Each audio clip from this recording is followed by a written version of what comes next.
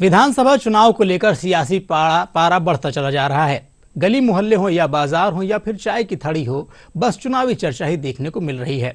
इसी चुनावी गणित को समझने के लिए हमारी टीम नागौर में चाय की दुकान पर पहुंची और लोगों से चुनावी समीकरण की बात की। पेश है एक रिपोर्ट। राजस्थान में आगामी 25 नवंबर को होने वाले विधानसभा चुनाव के पहले राजनीतिक दलों ने अपनी सत्ता में कितने और क्या काम किए हैं, इससे मतदाता अनजान नहीं है।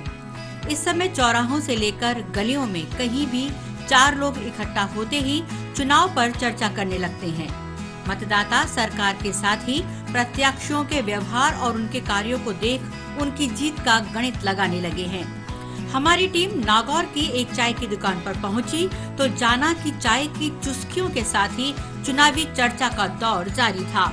युवा मतदाता चाय की थड़ियों पर किस तरह की चर्चा करते हैं, चलिए जानते हैं। तो पिछले 6 महीनों से राजस्थान में जो आगामी चुनाव आने वाले हैं, विधानसभा चुनाव, उसके ऊपर ही चर्चा चल रही है। और जैसे जैसे सर्दी बढ़ रही है वैसे वैसे चुनाव की गर्मियां भी बढ़ रही है। हर प्रत्याशी अपनी उपलब्धियां बता रहा है। कोई विपक्षी प्रत्याशी है वो उसमें कमियां निकाल रहा है। वर्तमान सरकार है अपनी उपलब्धियां गिना रही है, तो जो विपक्ष है वो अपनी उसमें गलतियां निकाल रहा है। और हर थड़ी पे जहाँ बैठते हैं वहाँ पे हर आदमी अभी यही चर्चा है कि नागौर में कितनी सीटें आएगी, बीजेपी की कितनी आएगी, कांग्रेस की कितनी आएगी, राजस्थान में किसकी सरकार बनेगी। और हर आदमी मेरे हिसाब से तो अपनी व्यक्तिगत सोच रखता है कि हमें किस प्रकार, कौन सी सरकार आने से हमें क्या फ़ायदा होगा।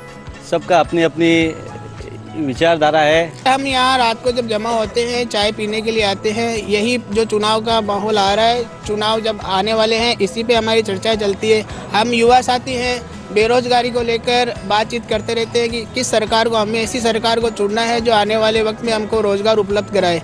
शिक्षा सबसे बड़ा मुद्दा है हमारा यहाँ पर, बेरोजगारी हमारा सबसे बड़ा मुद्दा है। और जो विकास को लेकर हमारा जो स्टेट है, पूर्व जो सरकार थी इन्होंने कैसे कार्य किए हमारे लिए, और अब जो सरकार अगर ये रिपीट होती है तो ये अब क्या कर सकती है, और अगर नई सरकार आती है तो उसको हमें क्या फ़ायदा मिल सकता है, ऐसी चर्चाएं हम करते हैं। आपको बता दें कि नागौर जिले में 10 विधानसभा क्षेत्र हैं और इन सभी क्षेत्रों में कौन जीतेगा, किसकी लहर है और किसके साथ भीतर घात हो सकता है, किस पार्टी की कितनी सीटें आएंगी और कौन सरकार बनाने में निर्णायक भूमिका अदा करेगा, ये सब भी इन दिनों चाय की दुकान पर होने वाली चुनावी चर्चा में देखने को मिल रहा है।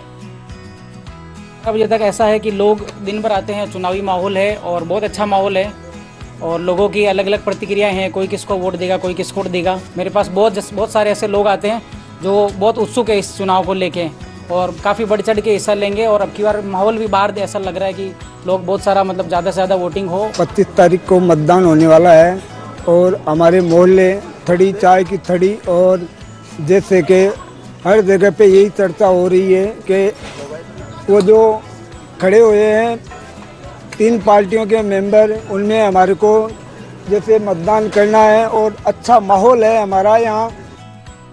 शहर के चौराहे हो या चाय की दुकान, चर्चा का विषय एक ही है, कौन जीतेगा। सबके अपने अपने दावे और गणित हैं।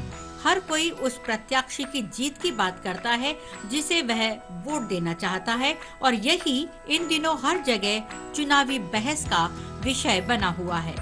दूरदर्शन समाचार के लिए नागौर से शब्बीर अहमद उस्मानी।